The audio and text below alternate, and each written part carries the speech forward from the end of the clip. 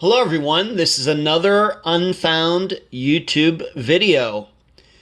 In this video, I will be going over the locations of the disappearance of Kelly Rothwell. I have to admit that this feels like a disappearance that I covered just yesterday, but it's almost been 4 years ago. Covered this disappearance in October, I believe, of 2016, so about a month and a half from now. I think the reason it feels that way is this is not just a disappearance that happened in my city or the city where I live or the county where I live, but this happened virtually right up the street or down the street, however you want to look at it, from where I used to live and where I live now. I did not live here at the time. Her disappearance occurred in 2011 before I moved to Florida from Las Vegas. I moved here after she disappeared, but it was the same year.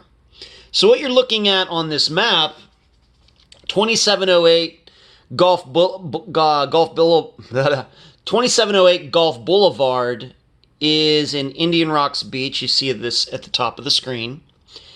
And down here at the bottom of the screen, and this is up here, this is the address where Kelly and her boyfriend at the time, David Perry, were living. Down here at the bottom of the screen, you'll see the little red dot. That is where her car was found. Now, I'm going to show you a few things, so I hope I don't make you dizzy. But where I originally lived when I moved to Las Vegas is down here in Madeira Beach, right there. Right about where that's, I lived, like right there originally. And I lived there from October of 2011 until the end of April of 2019, right there. And so all you had to do is take this, what they call Gulf Boulevard, the whole way up here. It's really not that far.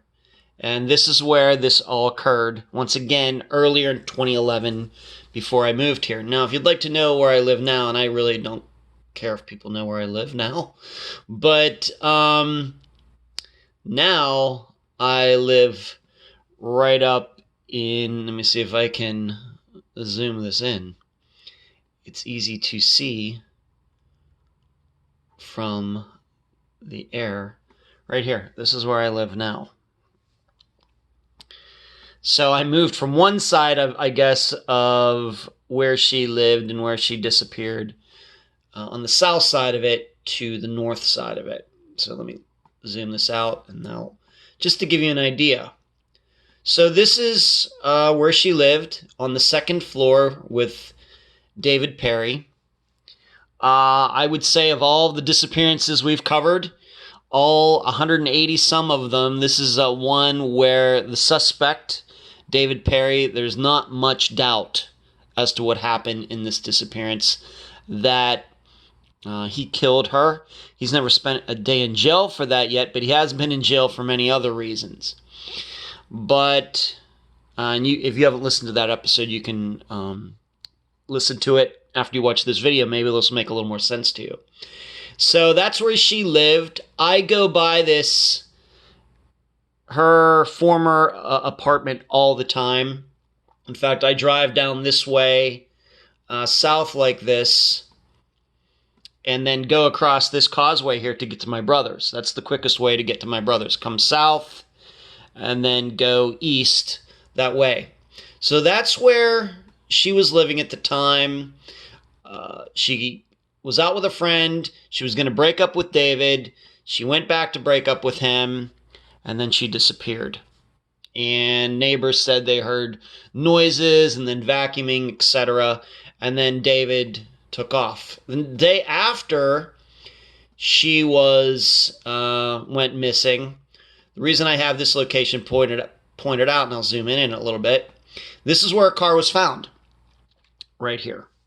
That's Get that out of there.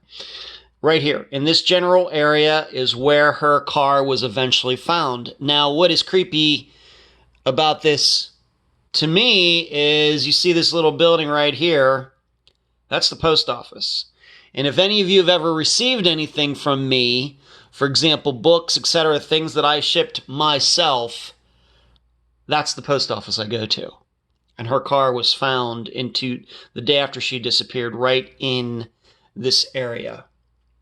So every disappearance that we've covered on Unfound means a lot to me, but in many ways this one does feel very personal because I go by where she used to live all the time, up here, and when I go to the post office, I'm in the right there where her car was eventually found.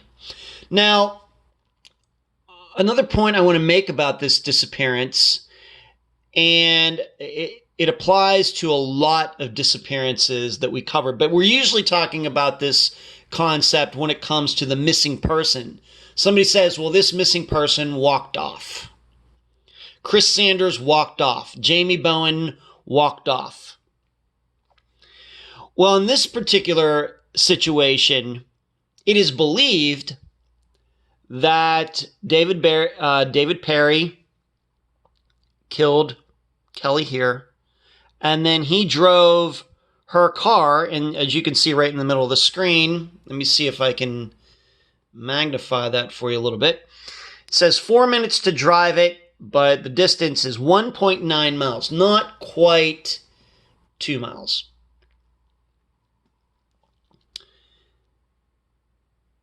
He almost assuredly drove her car down here to this location.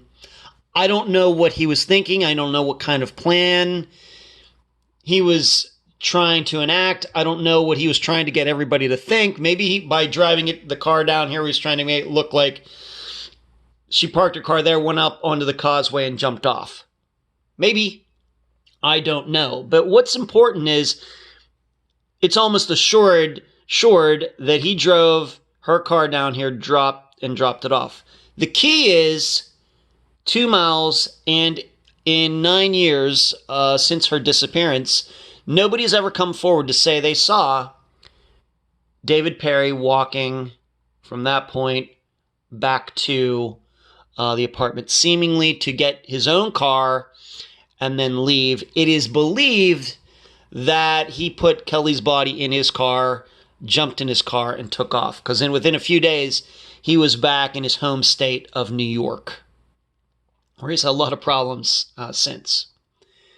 So we talk so much. Once again, we have, for example, Joe Bain. The belief is he walked off. Maybe, maybe not. But this is a situation where we have to believe in this unless David had an accomplice, which I'm thinking not.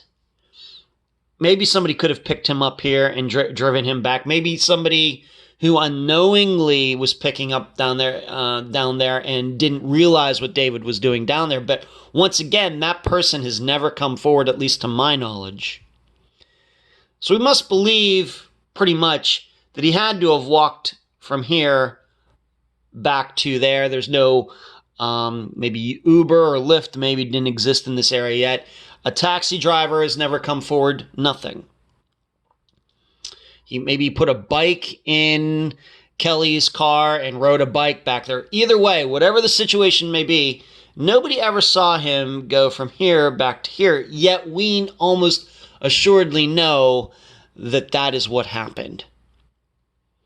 So I try to remember this when we do cover disappearances where, of course, we're talking about the missing person who walked off, that it is possible for people to walk off and nobody see them. There'd be no witnesses to that person being on a street. I guess very recently we could talk about Jennifer Casper-Ross, who was at the taxi company, and sure, as many witnesses said, she ran off and nobody saw her after that. Nobody has come forward since, and that's been 15 years.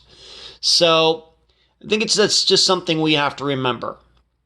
The 2 miles, and I'm telling you, there's only one way to get from here to there. That's going north. Maybe he could have taken these back streets the whole way, but these are all houses in this area, all of them. It's not, of course, you can see it's near the shore. Everybody wants to live out here, so a lot of houses, and nobody's ever come forward to say they saw David Perry. But still, we believe that's what happened, that he dropped their car off and went back to his place. So I just wanted to do this video for you. Like I said, it feels very personal to me because I go by these locations all the time. I think about Kelly when I'm doing that. I wonder how David got down there and got back without anybody seeing him. And I just wanted to diagram that for all of you. Thanks for watching.